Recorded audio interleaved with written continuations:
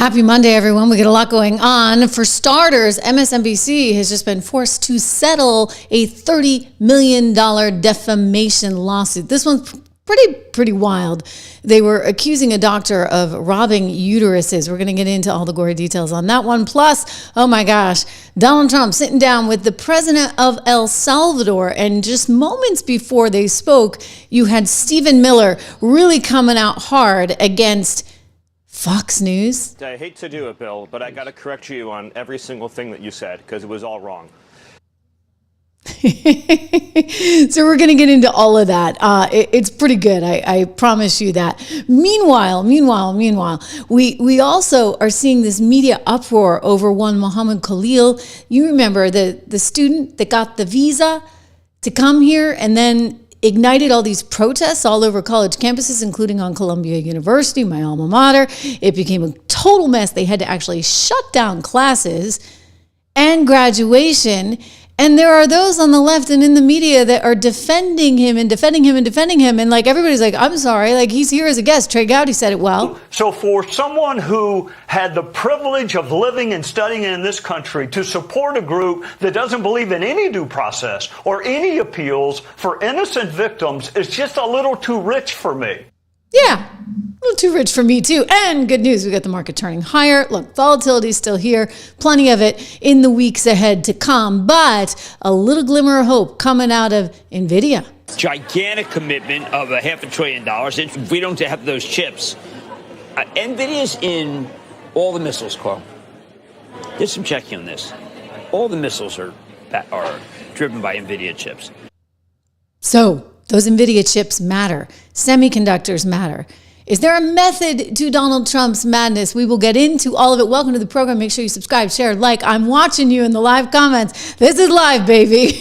And we're off to the races on this Monday. Subscribe. Here we are, beginning with MSNBC, totally busted here. There's a $30 million defamation lawsuit filed against the network. And the reason it was filed against the network is because they went out and called a doctor, an individual who was apparently treating some of the migrants that were coming into a Georgia facility, including women. They were calling him a uterus robber.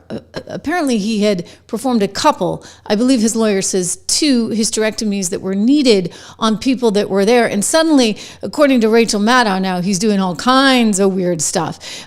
Here's her on with a guest talking about this very story. Lawyers allege abuse of migrant women by a gynecologist for Georgia ICE detention center. She's interviewing not the doctor there, but somebody, gosh, who looks a little bit like her. Why is it that everybody on MSNBC kind of looks like Rachel? She's like cloning herself, right?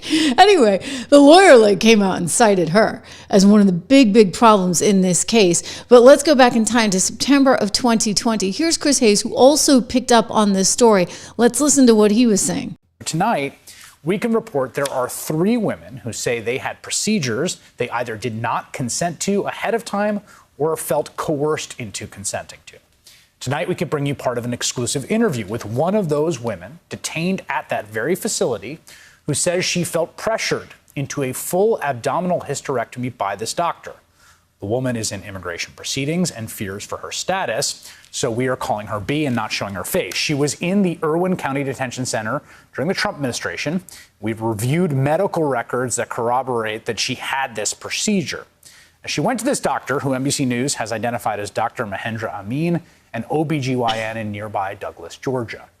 Now, we are aware of the whistleblower's allegations as they relate to Dr. Amin, and Dr. Amin has issued a statement saying we are aware of the whistleblower's statements as they relate to Dr. Amin, and he vehemently denies them. We look forward to all of the facts coming out and are confident that once they do, Dr. Amin will be cleared of any wrongdoing.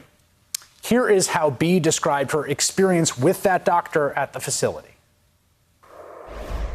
I felt like I had no right to say anything. Dr. Amin just told me, listen, you're going to get hysterectomy done and schedule an appointment for that. And so then, I had no say in this. And then you did go and he did perform a full hysterectomy on you. He said to remove Yes. the cancerous tissue. Yes, that's what I was told.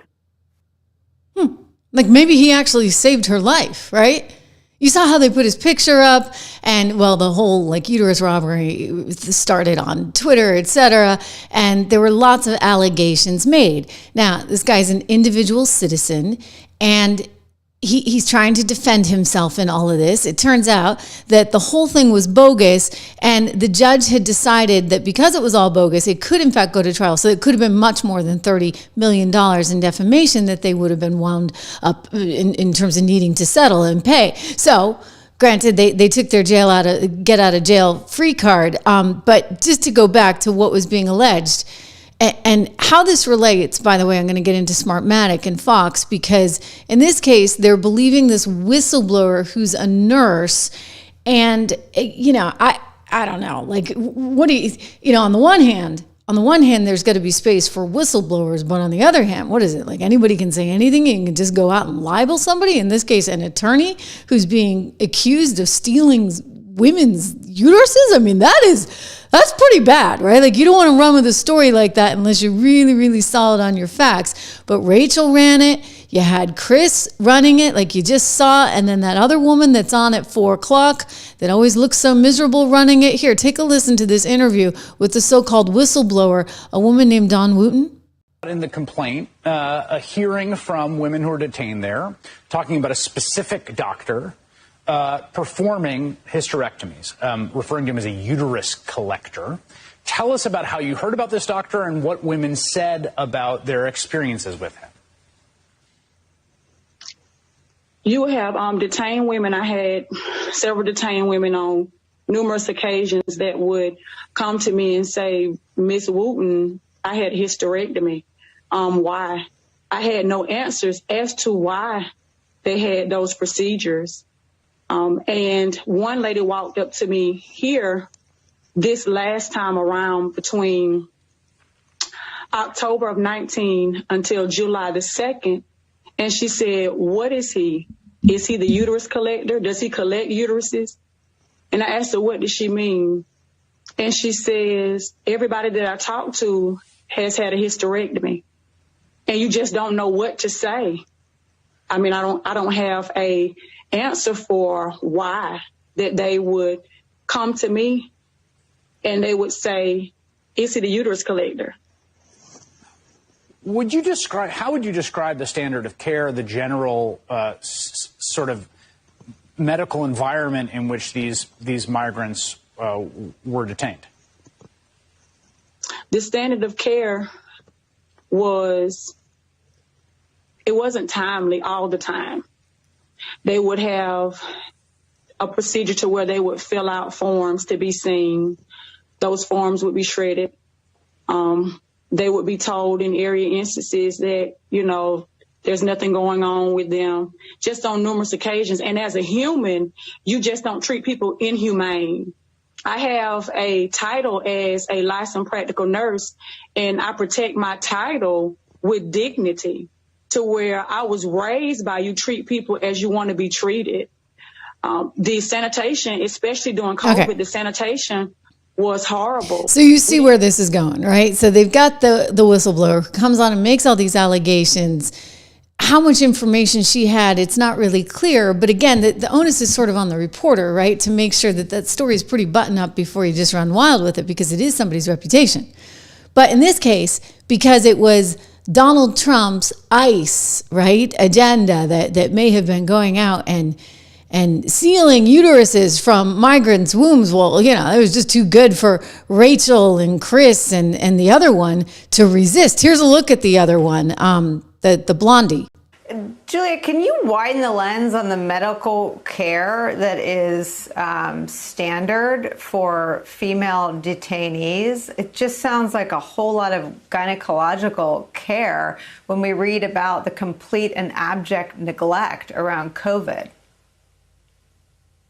Yeah, you're hitting it. These are the conversations I've been having all day, Nicole. I mean, I've been talking to lawyers who say, look, I have clients in detention who have diabetes and couldn't get their medication, yet they were told to go back for a pap smear and then to go again when that seemed irregular. It seemed like they were getting way too much care from a gynecologist and perhaps doing very unnecessary procedures and not enough of what you would need in a short-term detention situation. We know that they aren't supposed to stay longer than 6 months. Why were they getting so much care on this one area? And I will also point out that this doctor was part of a civil settlement with the Justice Department in 2015, where he and other doctors had to pay over $500,000 and a fine for fraudulent claims to Medicaid. So that means that we're already looking at a doctor who has at least been, alleged to have tried to inflate his claims in order to get more money. And that, I think, is the allegation here. Why was he doing so much work if, as it seems, a lot of these procedures were not necessary? And I should also mention, very tragic, one of the lawyers described a woman of childbearing age who has now had a hysterectomy that perhaps she did not need.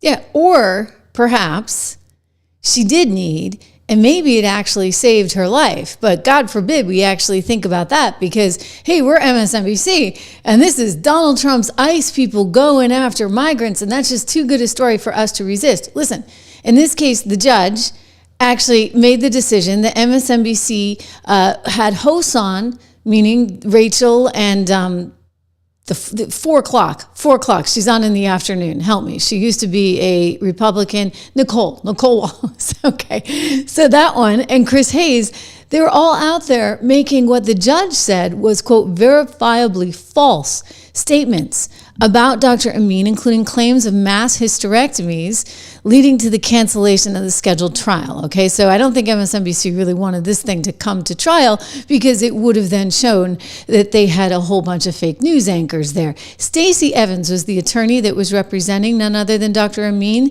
and she was the one that filed the suit for $30 million against NBC Universal over MSNBC's coverage of her client, that Georgia doctor.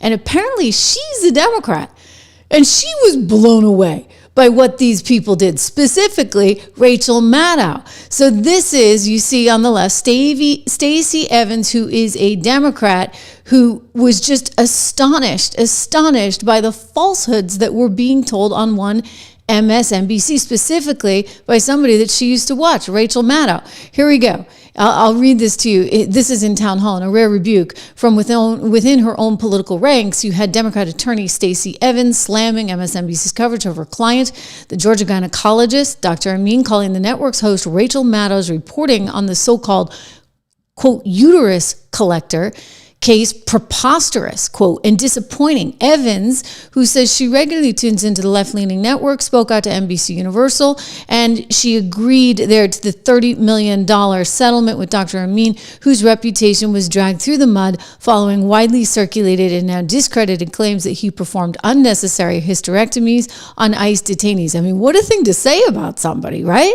This is pretty bad stuff. So this is a network which I think we have seen over and over again rewards sensationalism. In fact, I don't need to say this. This is what the lawyer is saying. The lawyer for Dr. Amin said that, this is pretty obviously disappointing to think that any media outlet could be so reckless as to, quote, have a classic example of chasing sensationalism over facts. Well, I think that we all know pretty darn well that is a specialty, shall we say, of MSNBC's. It seems like they're always chasing sensationalism. I mean, that is what this network has been about. And we're still seeing it today in so many different ways. But in this case, it is an individual, so it makes it especially hurtful. You get those 3 anchors, 3 of them right there. We are pleased that Dr. Amin is able to move forward from his years-long litigation, said his attorney, Stacey Evans. I mean, years long. This has been going on since September 2020 when they were first making these statements. Quote, it is unfortunate that he had to get sued. that they had to sue to get confirmation of what we knew all along, that he did not perform mass hysterectomies on women detained at Irwin County Detention Center. We are glad that the judge found those statements false as a matter of law because, in fact, Dr. Amin performed only 2 hysterectomies, both of which were medically necessary and consented to by the patients. So he's out there trying to do a good thing, trying to help people. But, you know, the way MSNBC twists all of this, it's somehow Trump trying to rob migrant women of their uteruses. Okay, that's where we are today, guys. And you know what? Good. I hope that, you know what? They should have paid more. They should pay through the nose because when you are just so blatantly false and misleading, it is dangerous to public psychology, right? Because then people are like, oh my gosh, Donald Trump's ICE department is putting in doctors to take these uteruses out of people. So everybody's like, oh my gosh. So that's, frankly, I mean, that in and of itself, when you start just perpetuating these falsehoods, it's very damaging to public psyche, but it's also enormously dangerous to the individual involved. In this one case, Dr. Amin, unbelievable, right? Unbelievable. I mean, MSNBC should be absolutely appalled. We can compare and contrast this with Smartmatic because, look, you don't want to say anything unfair about anyone, but here they are with this, nurse who doesn't seem to quite have all her facts lined up, and they're running with her comments, and they put her on, and they say they got this big whistleblower. I mean, at least in the case of Fox with Smartmatic, you can kind of understand him. I mean, heck, you had the president's own lawyers, right? The president of the United States lawyers saying things, so it's a little bit different. We're going to get to that in a second. But first, we're fully independent here on the Trish Regan Show, and we love being independent. You know what? I got to tell you, life is good on the other side. I tell everyone that leaves networks, trust me, it's the right thing. It's the right thing for you. The other thing that I tell you, and I've told you for quite some time, is to think about yourself. Put yourself first. To think about how you sleep best at night. For me, part of that is investing in gold. One of our sponsors here on the Trish Regan Show, American Heart for Gold. You can find out more, including how you may get up to $15,000 with special offers there. Up to $15,000 in free silver. And of course, silver has been moving right along with gold lately. Gold trading down just a touch. I actually added to my position today because it's one of those things that, you just want to make sure you have in the case of Armageddon. Hopefully we're not getting towards any Armageddon, but even if you think everything's just fine and everything's going to move along, all these countries out there, their central banks are also getting nervous. So what are they doing? They're buying gold.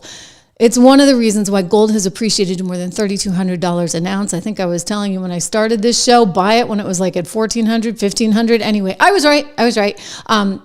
Not that I always have to be right, but generally I am on these things. So go check them out. TrishLovesGold.com. Text Trish to get 65532 to learn more about how to get up to $15,000 in free silver, or call them at 1-844-495-1115. So as we think about what's going on with MSNBC, look over to Fox for a moment because the judge just ruled something rather negative for Fox. They can't go ahead and interview Reid Hoffman. Reid Hoffman is the tech entrepreneur that started LinkedIn.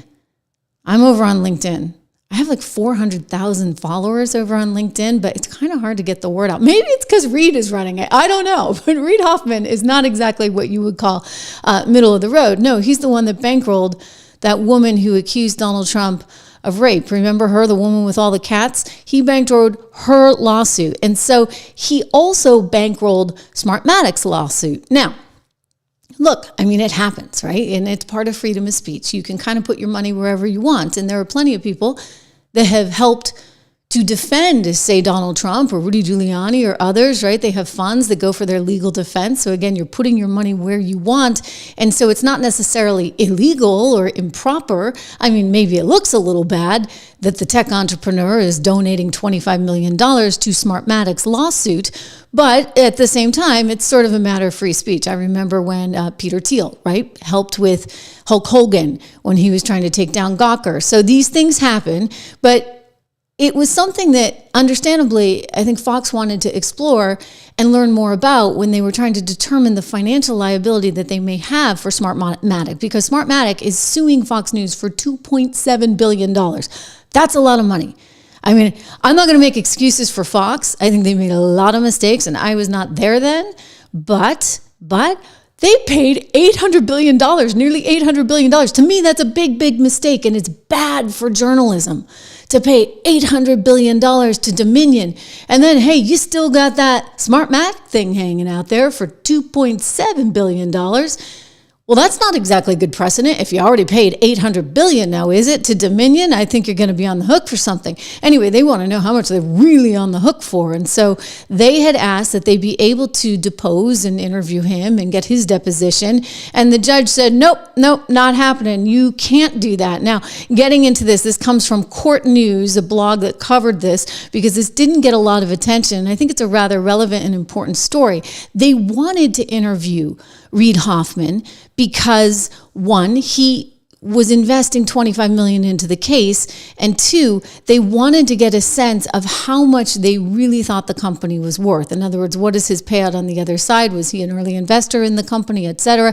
He had a guy that was handling his investments, and that guy said to the Washington Post back in 2024 that he thought that the company basically could be worth $400 million right now. Okay, if Smartmatic were worth $400 million today, if it hadn't been for the reputational damage that allegedly Fox News did to it and others, then why would they have to pay out $2.7 billion? I think Fox wanted to try and understand that $400 billion valuation. And so if Reid is investing his money, it makes sense that they would try and probe that, right? Why, Reid, what were you getting out of this? Well, it turns out the judge said you can't interview Hoffman, but you can. So this is a little bit of a reward of some sorts, if you look at it that way. They can interview the guy who was running this Malhorn that was running the investments. He's the guy that told the Washington Post, it's Jeremy Barr, who told them, Melhorn told Jeremy Barr is the reporter, in 2024, they could be a $400 million company right now had it not been for the slander. So in light of that, and in terms of trying to understand the valuation, if Fox is saying $2.7 billion is grossly inflated, there's no way that this company would be worth that, then they want to be able to understand the financial insight. Maybe this Melhorn can help get them there. And the judge is saying, you know what, you can go ahead and you can interview Melhorn to get his financial insight. You can interview Hoffman, though. So it's a little bit of a setback, but I'd say it comes with the silver lining, right, that they can go ahead and at least look more into this valuation. I think the problem is anytime you malign someone or a company, you're putting yourself at risk, especially if, in fact, your management team felt otherwise. So we saw in the Dominion lawsuit, did we not, that Rupert Murdoch and his sons did not actually believe, his son specifically Lachlan, that there was any malpractice that had gone on or any problems with the voting machines, etc. And yet they allowed for the information to go on the air. So why didn't they get in front of, say, my friend Lou? Well, I get it. Like, Lou is a lot to handle. Like, Lou has a big personality and a mind of his own, and may have had some editorial rights over his show. However, Fox still owned the airtime. So that gets back to management and what kinds of decision management was making. Don't forget, Tucker was sitting there going, I don't get this Sidney Powell. Like, I don't understand what she's doing. And yet they took Tucker off the air. I mean, I think that had to do with other things like J6 and pressure from Schumer, etc. But it all kind of happened around this time with Dominion and Smartmatic. About a day after the Smartmatic thing happened, they took Lou Dobbs off the air. They left Maria on. Maria's great, and I don't think that they're doing this with such bad intentions. I don't think that Maria or Lou or anybody that was reporting on this thought that, we're going to go take Smartmatic down just for the heck of it. Because we want an excuse for the election. They actually believed in the reporting that they were doing. And when you have the president's lawyers out there saying things, it's actually somewhat relevant. Is it not? Is it not news? Now, Smartmatic is going to say, well, you ruined us over it.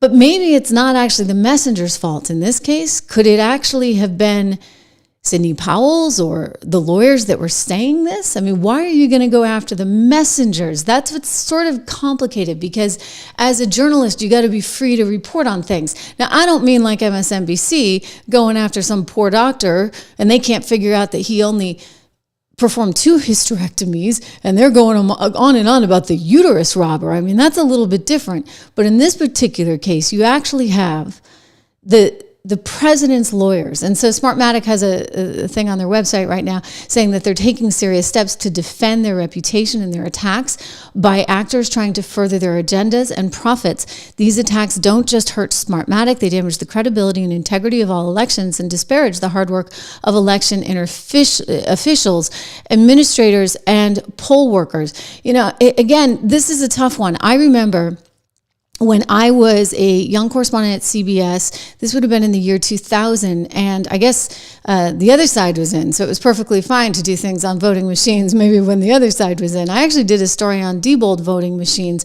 and I interviewed some software experts who said, yeah, that these things could be vulnerable, and you needed to do everything you could to secure them. So it got us back to like, well, why don't we just have paper ballots? Wouldn't that be the most secure way, where people have receipts, etc.? And I think that the reality is you can't just say we're not going to talk about this at all. You want to actually make sure that everything is safe and everything is on the up and up.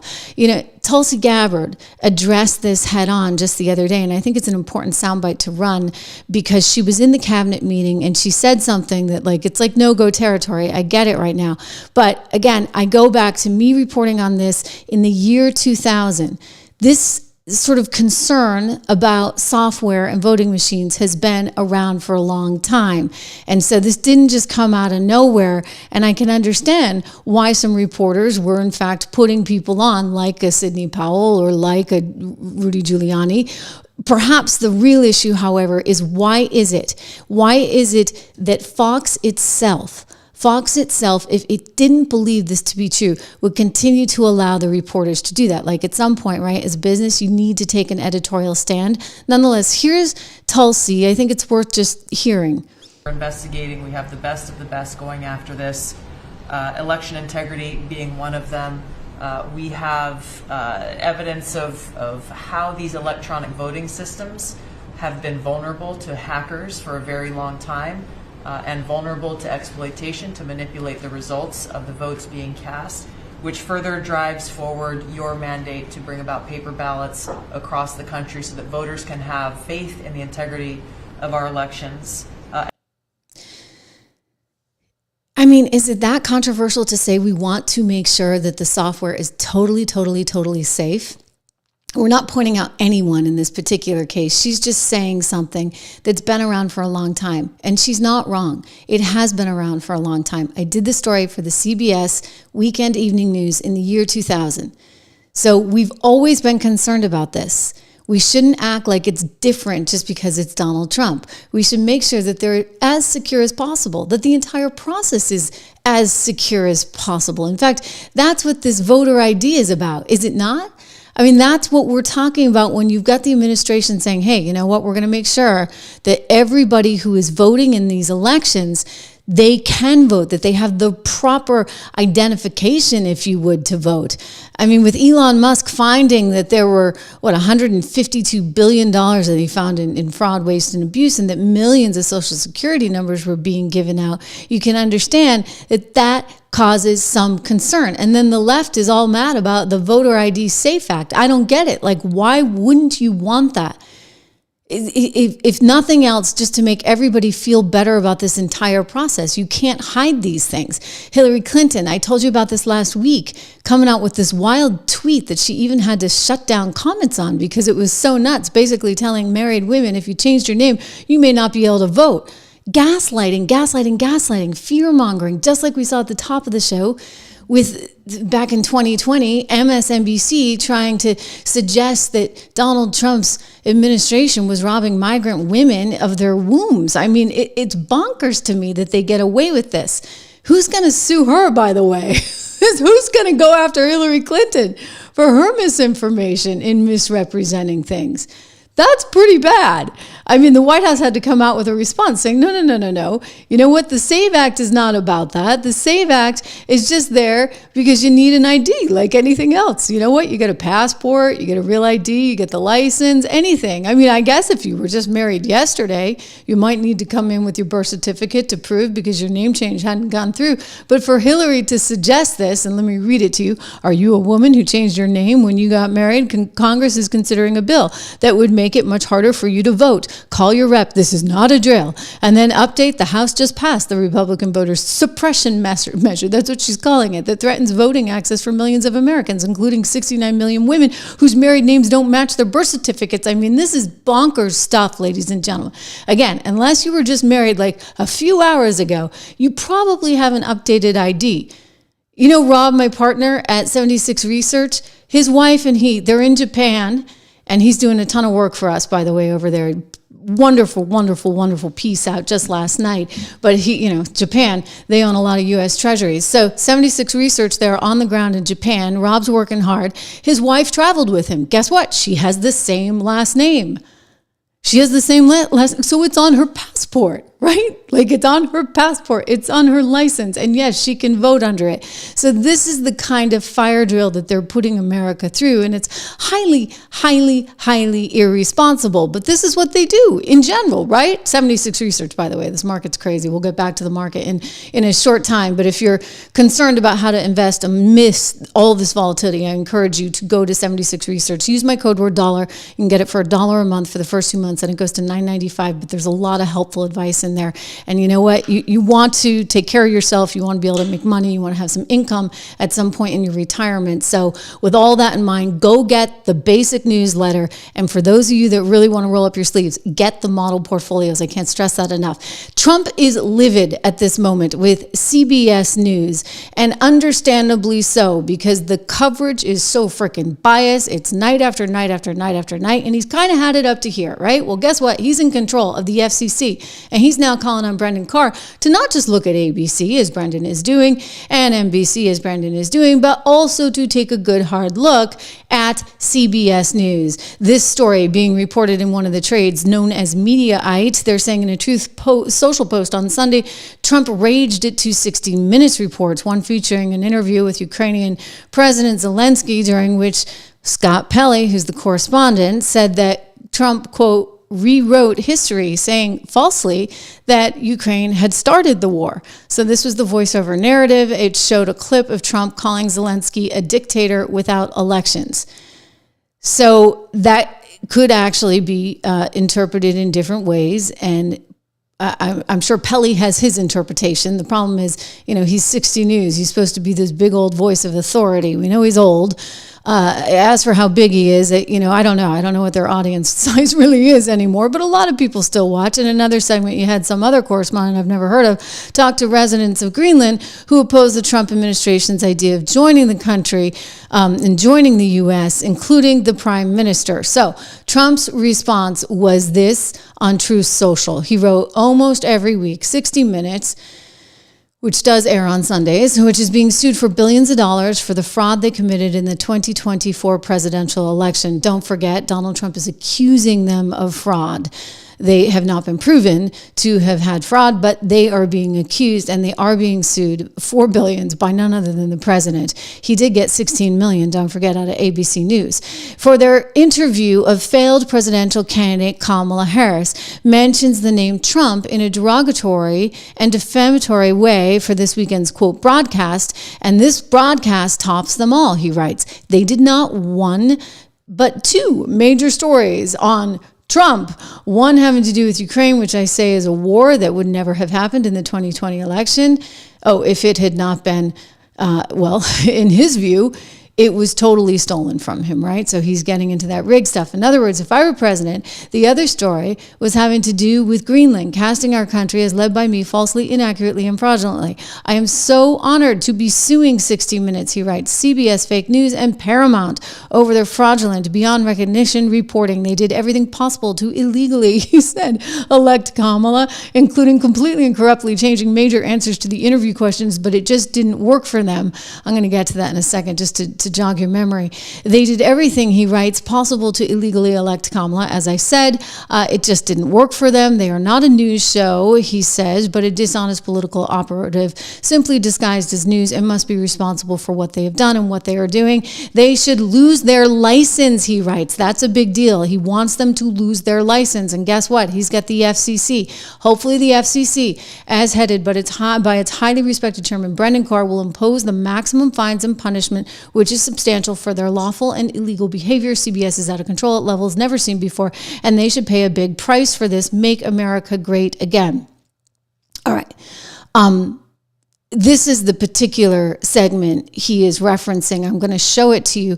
This was Kamala Harris being interviewed on 60 Minutes. And what we learned was that there was a lot of dressing up of her answer. They asked her a question. She couldn't quite answer it. We know this because they mistakenly aired it on Margaret Brennan's Face the Nation and then cleaned it up by the time it aired again on 60 Minutes that evening. Let's go to the before and after, the sort of, redo job that made her look so much better that he's arguing was a form of election interference. But it seems that Prime Minister Netanyahu is not listening. Well, Bill, the work that we have done has resulted in a number of movements in that region by Israel that were very much prompted by or a result of many things, including our advocacy for what needs to happen in the region. But it seems that Prime Minister Netanyahu is not listening. We're not going to stop pursuing what is necessary for the United States to be clear about where we stand on the need for this war to end. All right. So very, very different answers, as you well remember. So Donald Trump is sort of saying, you know what, I'm sick and tired of it. And, Media Research Center, they have done a lot of investigating in this particular area in terms of bias. And what they have discovered is that overwhelmingly, like 98% of the time, on the network news shows, you have very negative news on Donald Trump, and then 99% of the time you have very positive news, say on Biden, or it would have been Kamala. And you've got to start to ask yourself, maybe he's right in the sense that they're trying to interfere. The good news is it didn't work. Right? The good news is the American people saw through a lot of that. They remembered, for example, the 51X spooks. They remembered, no, couldn't have possibly come from the Wuhan lab in China. No, that virus, that was from the wet market. All of these things, right, started to add up. Russia. We had to have the whole Mueller investigation. That thing, by the way, has taken on new turns, as we've discussed over the last couple of weeks. The reality is this: Americans no longer believe these institutional news services. And that's actually kind of disturbing and sad in and of itself. And that's where Brendan Carr actually has a leg to stand on. As he wrote to Bob Iger, remember in the letter in December, he said, hey, Bob, who runs ABC News vis-a-vis Disney, Americans no longer like you guys, no longer actually respect you or trust you. And the fact that you had to pay out $16 million because Georgie Poo decided he was going to libel the president on his show after you guys told him not to proves that Americans no longer actually respect or value you. And that's a problem because we got to give out the FCC license, and maybe we shouldn't be giving it to all these affiliates all around the country. Maybe they shouldn't be carrying Whoopi Goldberg and George Stephanopoulos. And now the same thing is going to happen, you see, to CBS News. I would not be surprised if in the coming days you see a letter going from one Brendan Carr to CBS News saying, guys, you got to clean it up. You have to have both sides. In my estimation, I think Donald Trump is probably right that you may not have seen an escalation in the war in Ukraine had he been president, because he would have found some kind of diplomatic solution. I think that there were opportunities and there were missed opportunities. And whether or not he's able to get there or not now, I don't know. It's unclear, right? It wasn't very good to see what happened over the weekend there with the bombing, et cetera. And I don't think Donald Trump is one bit happy about any of it. But we are where we are right now. And for everyone in the media to have only one position and only one viewpoint, it's actually weird. I've never seen anything like it. Grant, and I used to work at CBS. Heck, I'm the one that did the story back in 2000, right, on how these voting machines could be in jeopardy. That was back in a day when they were willing to talk about these things. It's so biased right now that I think whether you're talking about CBS, ABC, NBC, I've worked for all of them, there is so much animosity and fury and frustration with this president and his administration that they can't even see straight. And when you can't see straight, you can't actually be a decent reporter anymore. You're so clouded by your judgment, and that's where we are. Stephen Miller getting into this here today on Fox News, because Stephen Miller, who's the policy advisor to the president, is like, this is crazy. Why is the entire media so worked up over the guy from Maryland that was sent to the El Salvador prison? Now, granted, maybe they shouldn't have sent him to the prison, but they had every right to send him back to El Salvador. And he's making the point that not only did they have every right to send him, the Supreme Court decided that they had every right to send him back to El Salvador. And really, at this point, it's not the U.S.'s problem anymore. He defended this argument in kind of a blow-up, if you would, on Fox News. I want to show you this, but before I do, keep in mind what's going on in the background. You get a judge saying, I want updates, I want updates. What's going on with the people that we sent to El Salvador? We got to get them back. We got to get them back. And Miller's like, I'm sick of the media trying to say this and spin this narrative. Why are they taking sides like this? The Supreme Court already made its decision. I'll let you see this here. He kind of goes right after Bill Hemmer in a show just this morning, moments ago. Number one, DOJ said a federal court cannot compel the executive branch to engage in any mandated act of diplomacy or incursion upon the sovereignty of another nation. So your argument is that you don't have to bring him back home, but will you? So I want to correct, I hate to do it, Bill, but I got to correct you on every single thing that you said because it was all wrong. First, we won the Supreme Court case, clearly, 9-0. A district court judge said unconscionably that the president and his administration have to go into El Salvador and extradite one of their citizens, an El Salvadorian citizen, so that would be kidnapping, that we have to kidnap an El Salvadorian citizen against the will of his government and fly him back to America, which would be an unimaginable act and an invasion of El Salvador's sovereignty. So he appealed to the Supreme Court, and it said clearly, no district court can compel the president to exercise his Article II foreign powers in any way whatsoever. DOJ called me after that Supreme Court ruling, and they said, this is amazing. We won this case 9-0. We are in excellent standing here. So this has been portrayed wrong for 72 hours in the media. They said the most a court could ever compel you to do would be to facilitate return, which would basically mean if El Salvador voluntarily sends him back, we wouldn't block him at the airport. We would put him back into ICE detention, and then he would be deported either back to El Salvador or somewhere else. The Supreme Court said that is the most the government can be expected to do. So we won the case handily. The misreporting on this has been atrocious. Okay, Secondly, I appreciate he was the not, no, Bill, it's important. He was not mistakenly sent to El Salvador. Okay, so do you still He's believe an illegal he is a alien member of from MS? El Salvador. Hold on, this is important. In 2019, he was ordered deported. He has a final removal order from the United States. These are things that no one disputes. Where is he from? El Salvador. Where is he a resident and citizen of? El Salvador. Is he here illegally? Yes. Does he have a deportation order? Yes. A DOJ lawyer who has since been relieved of duty, a saboteur, a Democrat, put into a filing incorrectly that this was a mistaken removal. It was not. This was the right person sent to the right place. Now, some have said, well, but he had a thing called a withholding order. So a withholding order means you've been ordered deported, but an immigration judge is saying you cannot go back to a particular country. Here's the thing. If you are a member of a foreign terrorist organization, you cannot have a withholding order. Since he's in MS-13, there is no withholding order. Furthermore, the gang that he is accused of being persecuted by doesn't exist anymore in El Salvador. The 18th Street gang is gone. So you have an illegal alien from El Salvador. Bill, where are we supposed to send the illegal alien from El Salvador? You haven't even to allowed what me country? to ask you a question. Are you convinced he is still a member of MS-13? That was your original charge. Yes. But here's the thing, Bill. Yes, but here, not only am I convinced of it, not only is El Salvador convinced of it, Bill, he's an illegal alien from El Salvador with the deportation order. So his only options in life, Bill, his only options in life are to be deported to El Salvador or to be deported to some other country.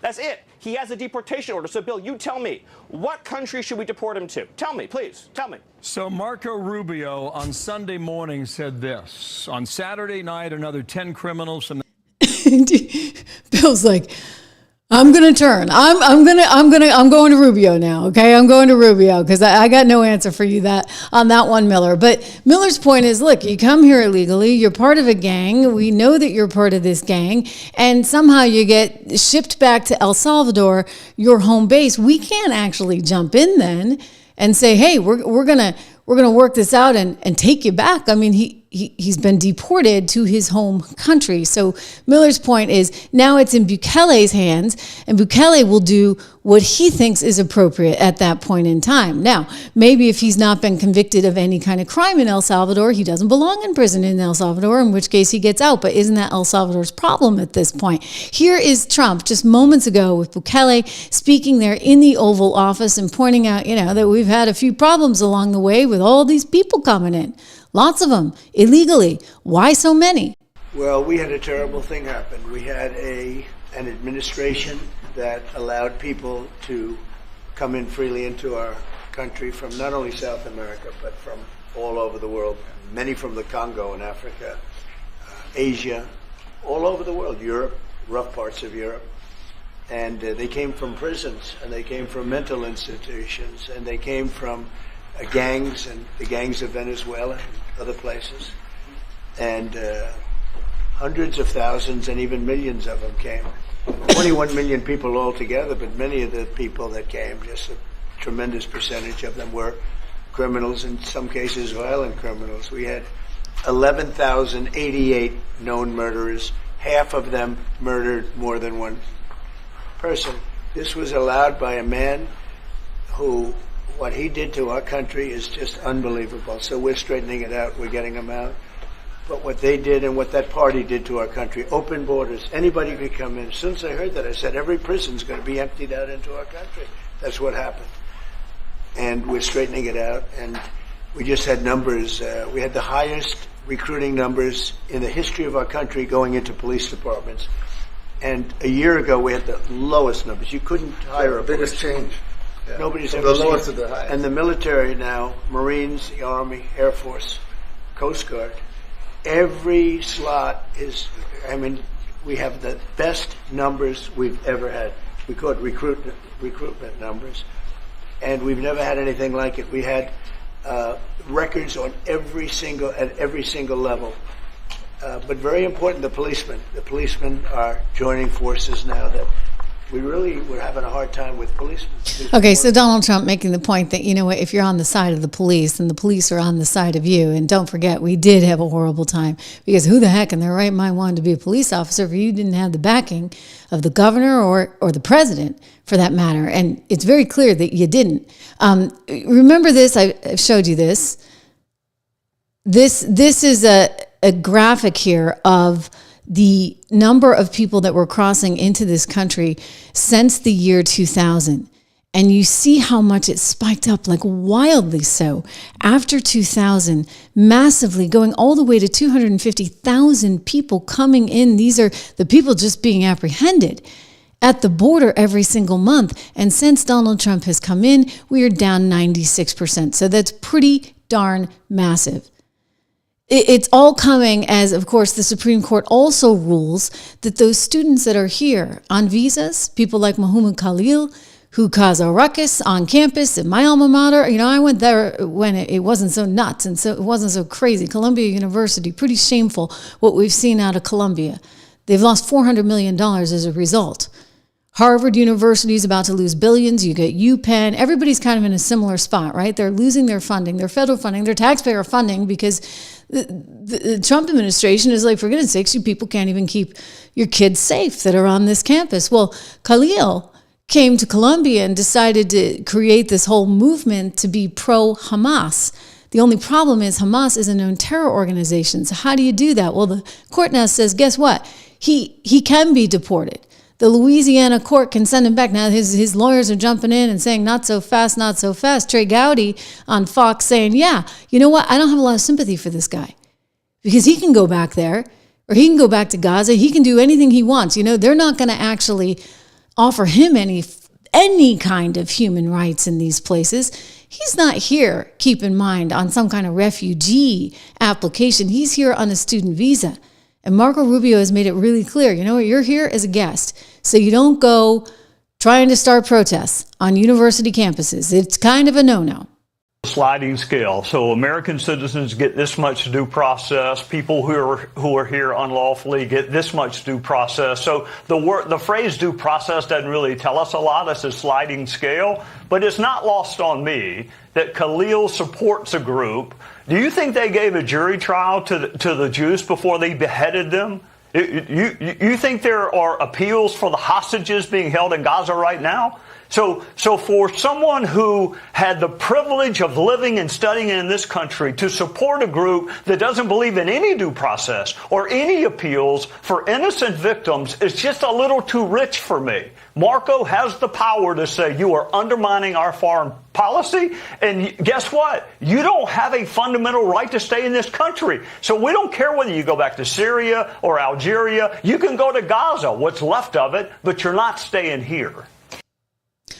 Wow. So that kind of lays it out. And don't forget, and I've showed you this, what Marco has said on it. By the way, Rodney making the point that the Trump administration should, and thank you for your generosity, should just tell them to all pound sand. And I think that's kind of what's going on here. They're like, you know what? You're here illegally. You're in a gang. You get deported. Like, sorry, buddy, that's on you. You know what? We're not gonna interfere with El Salvador at this point. That's kind of on you. And maybe that actually serves in a weird way, kind of like a warning to people, like, don't come here, because you run certain risks if you would. Like, you're not going to get any kind of protection from the U.S. government. Meanwhile, as far as the kid on the student visa, forgive me, he's 30 years old. He's about to be a father, and he's going to be deported.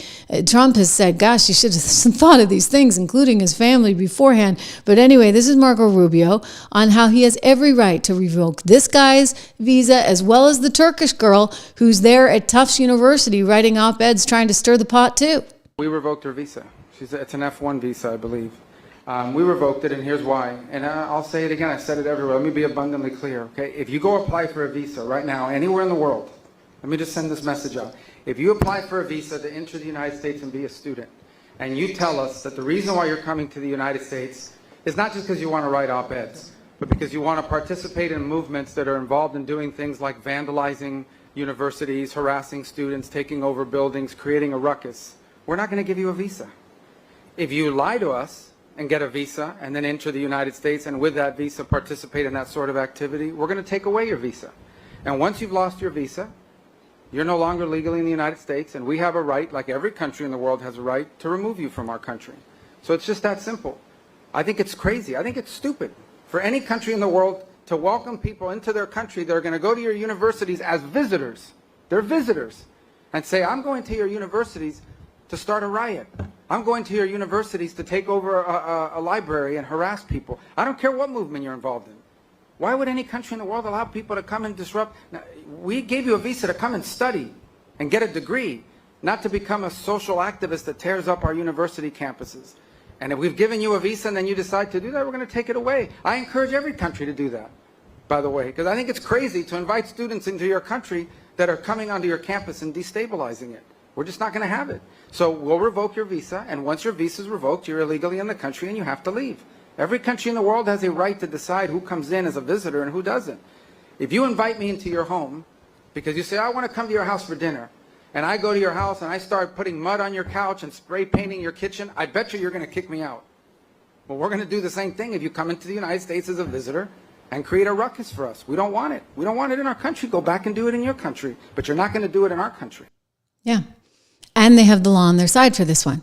1952, Section 237A. I keep citing this, but I'm going to cite it again because this is an important clause. Quote, any alien who is engaged in, or at any time after admission engages in any activity that the Secretary of State has reasonable grounds to believe would have potentially serious adverse foreign policy consequences for the United States is deportable.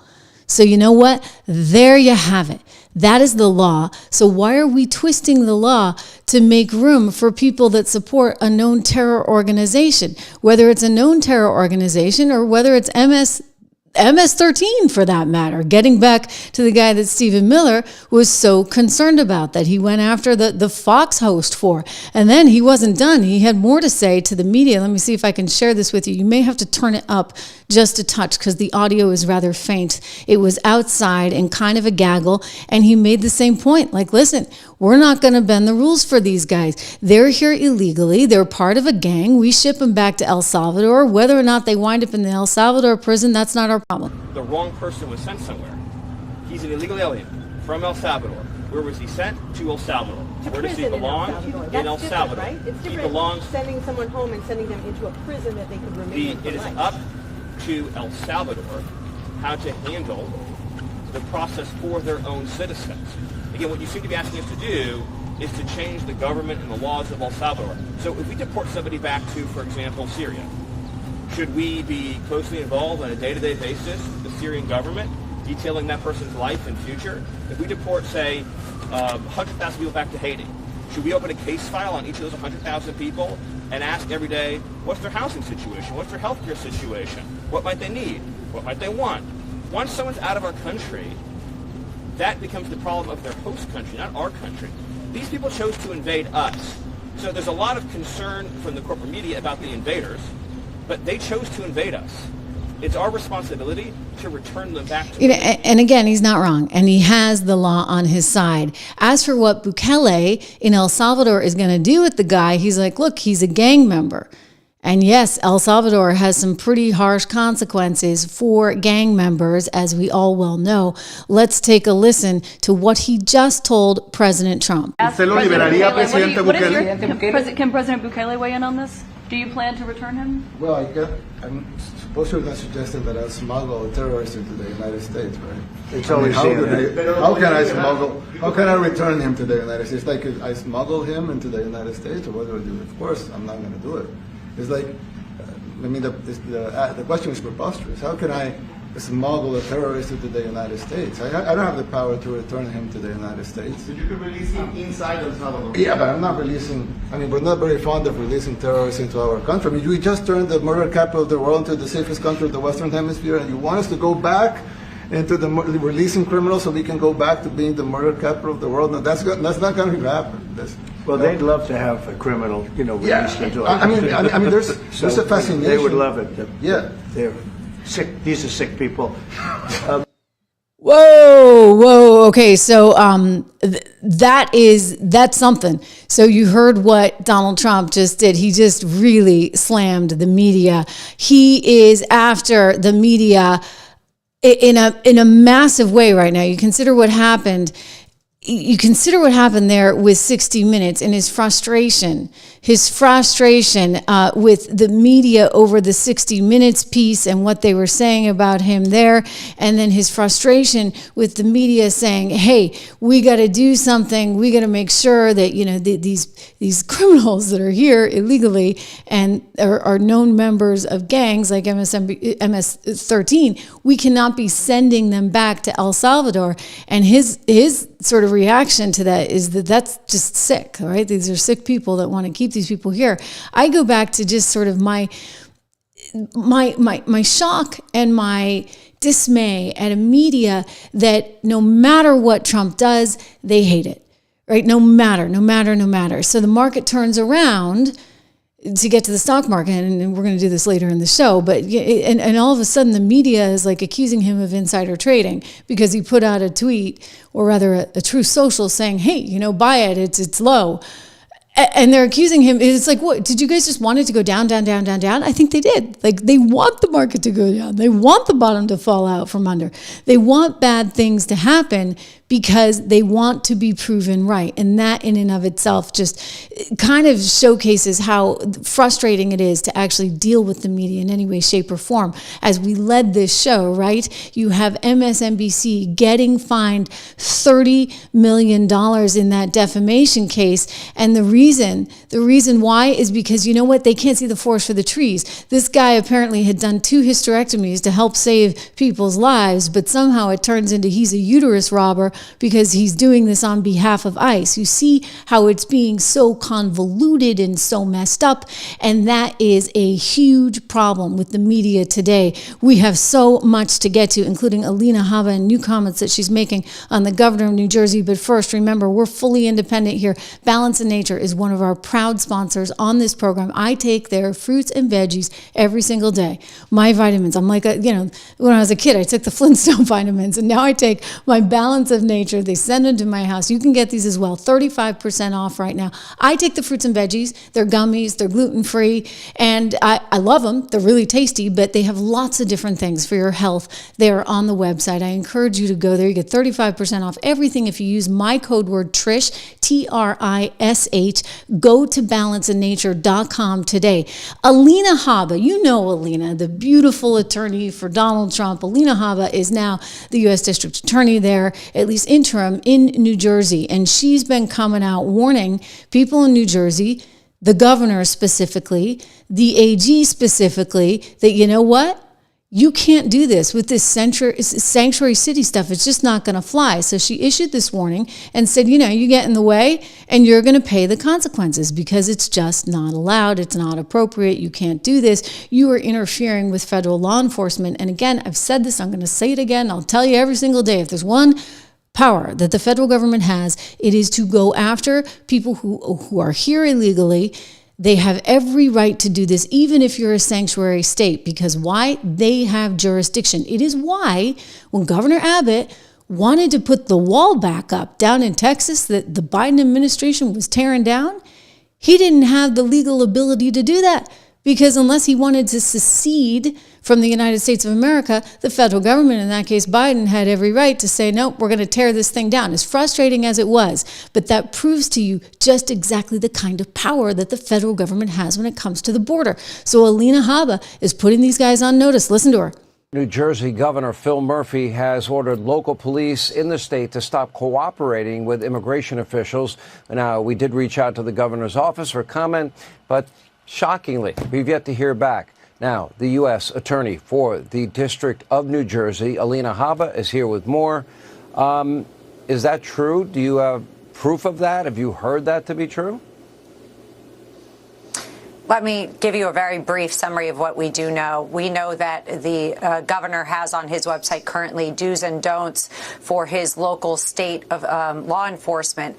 Those do's and don'ts instruct them not to cooperate with illegal immigrants who have administrative warrants that have been issued by the court after due process saying that they are no longer welcome here. They have gone through the court system. They are to be deported. It is instructing them to go against our federal rules, our executive orders. And I am unfortunately going to announce on your show tonight, Sean, and I want it to be a warning for everybody, that I have instructed my office today to open an investigation into Governor Murphy, to open an investigation into Attorney General Platkin, who has also instructed the state police not to assist any of our federal, and they list our federal agencies that are under my direction, the FBI, the DEA, all these individuals that are trying to clean up our streets in New Jersey, not to cooperate. That will no longer stand. Pam Bondi has made it clear, and so has our president, that we are to take all violent criminals and criminals out of this country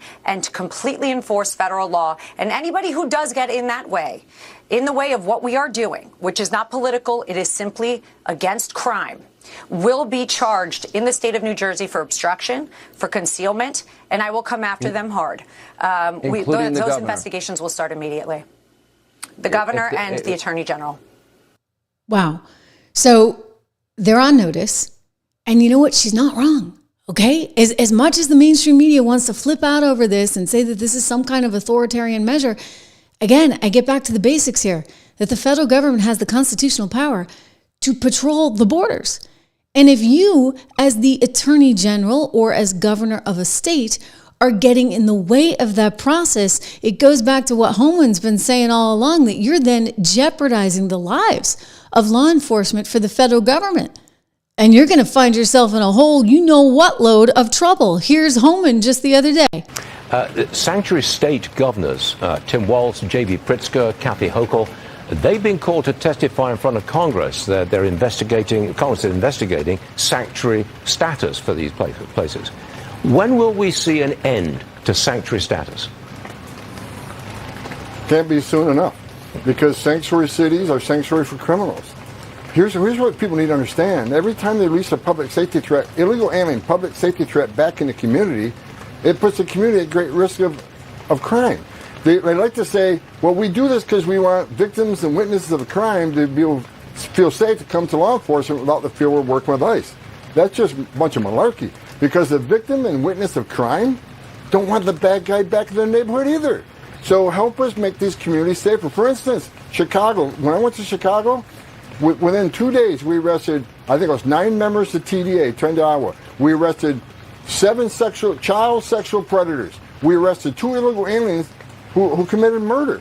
So we are trying to make the community safer, and sanctuary cities should be helping make their communities safer. We're not asking you to be immigration officers.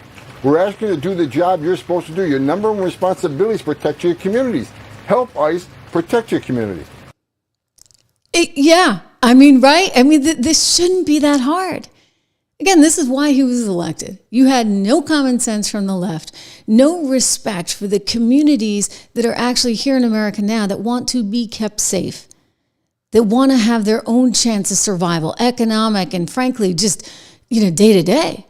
Because when you're dealing with the kind of lawlessness, frankly, that we dealt with during the Biden times, there's going to be pushback.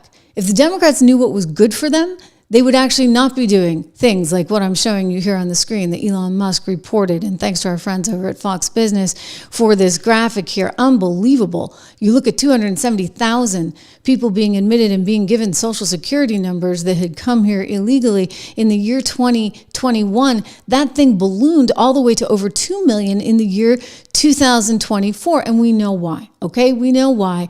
New York is a good example of it. They had 800,000 people that were non-citizens that they wanted to vote in the election. It had to get shut down by the upper court there in New York. Thank goodness. But does it happen next time?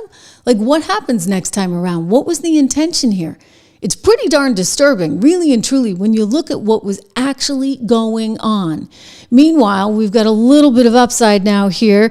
I say this, holding my breath to a certain extent, but I have told you all along, have I not, that you want to be smart about this market. The market is recovering as we speak. We got an S&P up 1%, over 1%, NASDAQ trading up 1%, and the Dow Jones Industrial Average up 1.1% here amid sort of hopes that things are going to temper themselves vis-a-vis what we're seeing with tariffs. You had the president out over the weekend saying he was going to exempt tech companies like Apple, electronics from those various tariffs, as well as anything that was semiconductor related. And then today we had Nvidia actually coming out with huge news saying that they were going to make a huge investment here in the US. And this is important, guys. This is really, really important, because those semiconductors, we need them. They got them in Taiwan Semiconductor Company. They've got them, but we need them here in the US of A. And this might be lighting a fire, dare I say, in the tech community. The Donald Trump's threat of tariffs and the promise of tariffs has basically reinforced everybody that they need to make sure that they have a distribution mechanism and chain right here in the good old US of A. Important for us, for our national and economic safety, and also important for our prosperity, in that these are high-tech manufacturing jobs that would be great to have here in the US. Right. And also, I don't know if you saw the notes about Nvidia to manufacture American-made AI supercomputer for U.S. for the first time. Yes. Gigantic commitment of $500 billion. Interestingly enough, that's the same amount that Apple committed, but people were a little suspicious of the White House about Apple. No one's suspicious of Nvidia, because if we don't have those chips, Nvidia's in all the missiles, Carl. Did some checking on this. All the missiles are driven by Nvidia chips. They are? Really? Yes. Already? I got this, yeah. They're already incorporating the latest chips in things that were put on the drawing board many years ago? Really? You know, Jim, I agree with you. Well, I like to question you before I agree with you. You know what, David? You know how you see these ads about people who do some work with the phones? I'm aware of how hard you work. Well, I just want to make sure that I actually that have was an dinner accurate, with people who put Nvidia. That was an accurate statement. I have dinner with people who put Nvidia chips in the missiles. Okay. I have dinner with people who put Nvidia chips in their dinner. They eat those Nvidia chips. Oh my God, it's they must be incredible. smart. They're so smart. I eat Wheaties. Darn. We should point out, when they say supercomputer, that's what they're really referring to now, their chips as supercomputers. Yes. Well, I don't want people to get confused that they're somehow building something new. Yeah. So anyway, it's a big deal, right? So you want to have as much of that production onshore as possible. And Donald Trump, in his own way, just scared the heck out of the tech community. And they're now like, yeah, we better do this. We better do this fast. Well, it's got to happen sooner rather than later, right? And I think Donald Trump's thinking sooner rather than later. Again, what did we say? Stay the course. Be smart about these things. You want to, but the goal is to buy low and sell high, right? I don't really sell a lot. I mean, at times I do. At times in our portfolios, and we're very transparent about that, if we think that, for example, one thing has seen enough upside that we are looking to maybe buy something else that has gotten beaten down, we tell you about that. Go to 76 Research if you're interested in investing and interested in just getting started here. Sign up for the 76 Research Report. Use my code word $. This is my company. I started it with my friend Rob. He's in Japan right now, reporting for us on the ground there in Japan. We may get a chance to talk to him a little bit later this evening, but it's good news here that we've got a market that is recovering. But don't tell that to the Dems, right? It's almost like they don't want the market to recover. I'm a little amused by this and a little disturbed. I think some of these people in the House of Representatives are just, well, morons. And so they're looking at what Donald Trump sent out on Truth Social the other day, in which he said, hey, you know what? It's a good time to buy. He was trying to calm the markets a little bit, but gosh darn it, you're not allowed to do that if you're Donald Trump. You're not allowed to do anything if you're Donald Trump. And so now they're trying to say, well, this was insider trading. You know what? His billionaire friends, they made all the money. Well, he was actually pretty public about it. Thank you very much, guys. If you guys were on Truth Social, maybe you would have bought and made some money too. Here we go. On the possible insider trading and market manipulation, you are one of the people who have been calling for an investigation into the president and those around him. Where do you see evidence to warrant an investigation? Do you think there will be one? Well, to be clear, market manipulation is fraud. It is a felony. And when you look at the facts, and that is why I am joining with my colleague, Representative Terry Sewell, who is the ranking member of the Oversight Committee for Ways and Means, along with 131 House Democrats, calling for a full investigation. An investigation that wants to look at how Donald Trump tanked the market with tariffs, then spiked it with the pause, but only after he gave notice to his billionaire friends.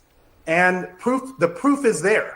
$300 billion of additional increases for billionaires and their investments, while Americans whose retirements, whose health savings accounts were put at risk. That is why we are calling for a full investigation, and those who were involved should be held responsible. Congressman, thanks so much for your time. It's just, it's moronic, okay? Like, they don't know what they're talking about. They don't understand markets. Look, and I get frustrated, too, with Donald Trump's team and Peter Navarro, and sometimes, it feels like a little lack of... Scott Besson is amazing, but, Peter's Peter, and he's had a viewpoint pretty consistently for 20 some odd years. And while I agree with parts of it, and we do need to protect some American jobs, NAFTA was not the panacea that they thought it was going to be. It also is, sort of misguided to say we're going to cut off the entire world from trading, right? And I think Scott Besson gets that. Hopefully Howard gets that. But this guy doesn't get it. I mean, this guy doesn't understand a goddamn, forgive me, I don't want to use the Lord's name in vain, but this guy does not understand a thing, right? Because he's a complete moron. He thinks that somehow this is insider trading because the president was telling people, yeah, it's a good buying opportunity. I told you it was a good buying opportunity too, did I not? I did, and I'll continue telling you when I think it's a good buying opportunity. When the bottom falls out from under, when you get the VIX, just at 60 as it was the other day. I mean, I think the highest it ever was actually during March of 2020 when you're up around 80. Well, you know what? Unless you want to bet against America, and I get that the Dems do, you probably are going to see that as a buying opportunity. What else has been a buying opportunity actually for months now has been gold, and we're looking at gold at upwards of $3,200 an ounce. I don't sell my gold. I just buy my gold and I hold it.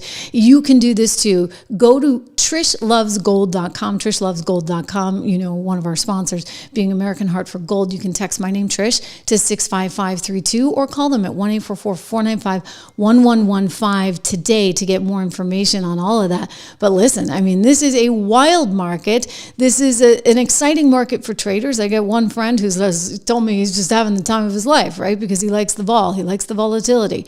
I know if Don's watching in this show today, Don loves this too. He's a former options trader.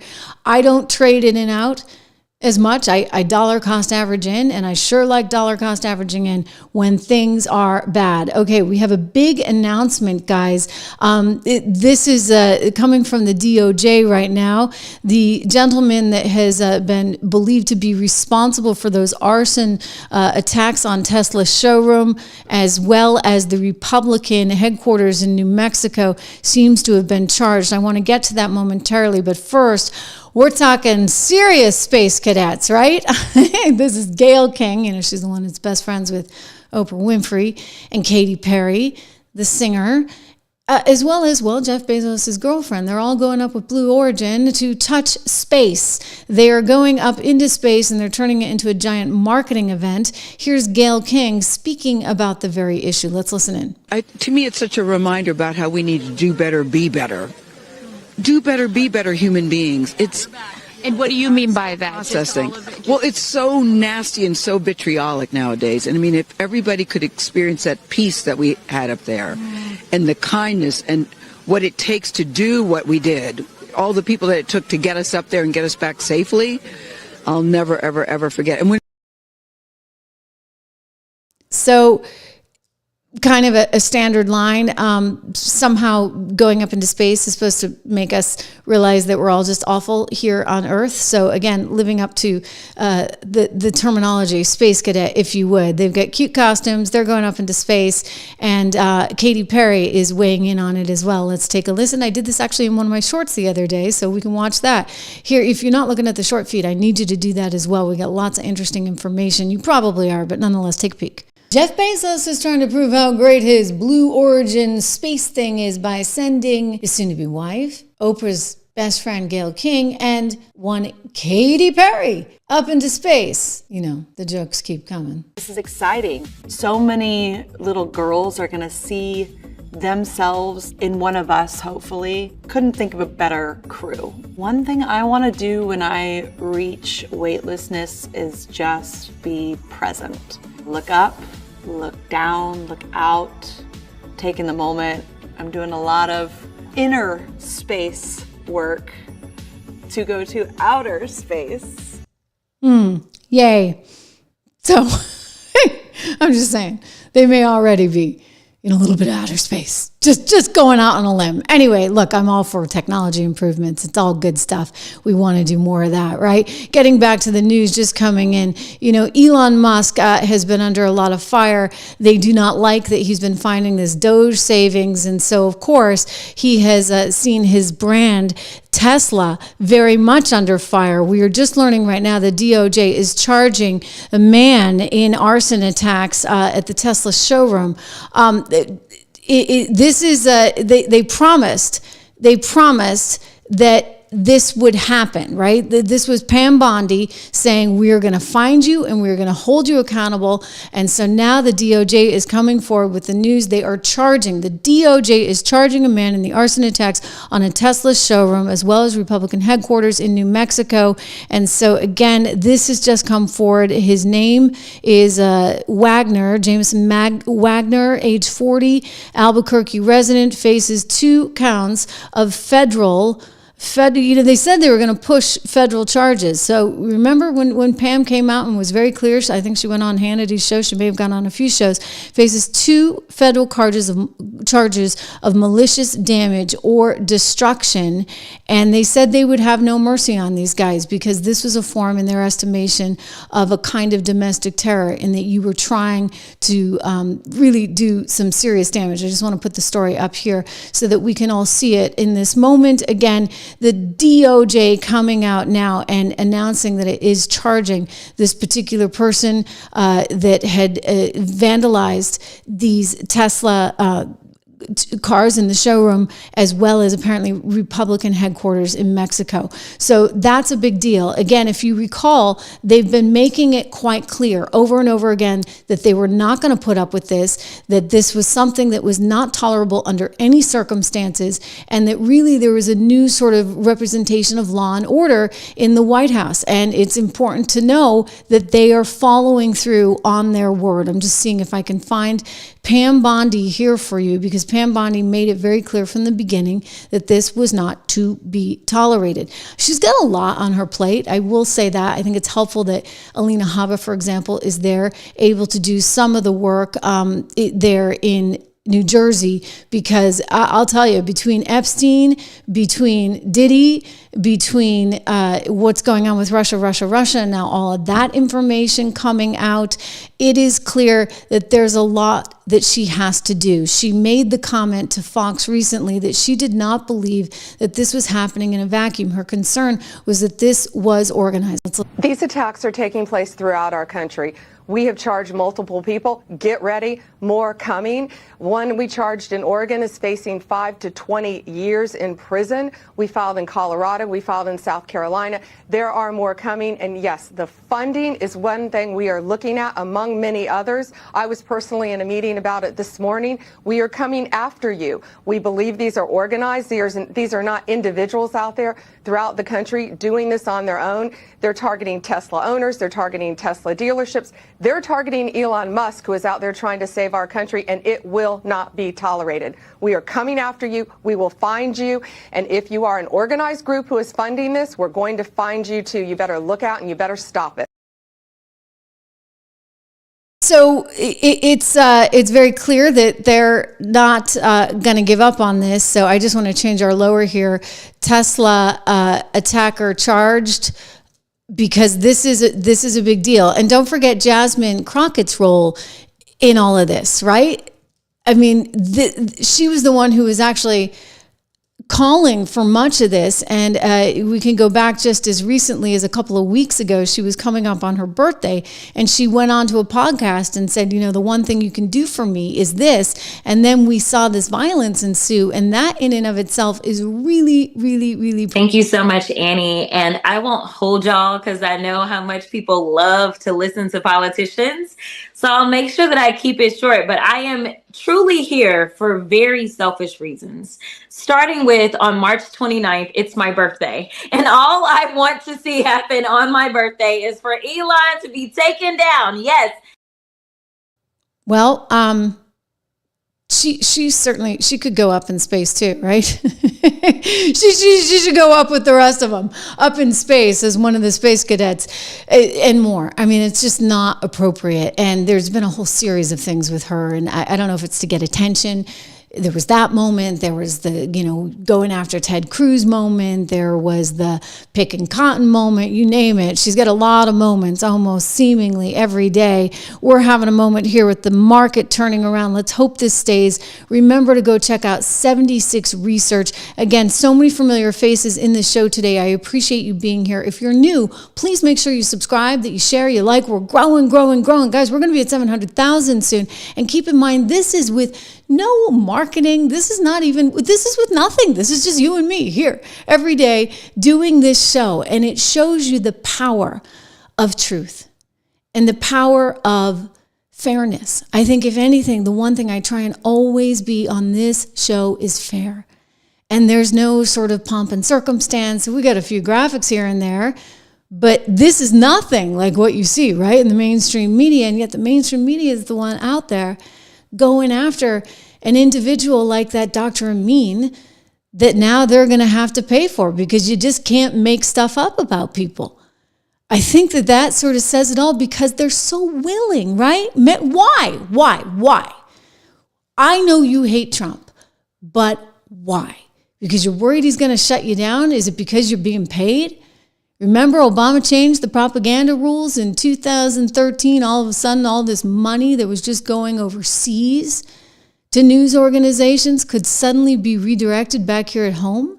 So is this like USAID money that has it prompted them to be so wildly out of step with everyone? I don't know the answer to that, but I'm really troubled by all of this. I'm really, really troubled. And I think it's high time that Americans do. I mean, you guys have done it. You found it. You found your news, fortunately. You found me and you found others. And I think truth matters. We're not like, NPR, where like you don't have to actually even have a concept of truth because truth is only, whatever you want it to be. No. There's right and wrong in this world, okay? And there are consequences. And that's what we believe in. And that's sort of our foundation. You have to have law and order. You have to have a rule of law. You have to have rules, or you can't really have a country. I love that you're here. Thank you so much. We've got a lot more content coming your way, and I'm going to be back live again tomorrow afternoon. I'll see you here on The Trish Regan Show. Until then, have a good one.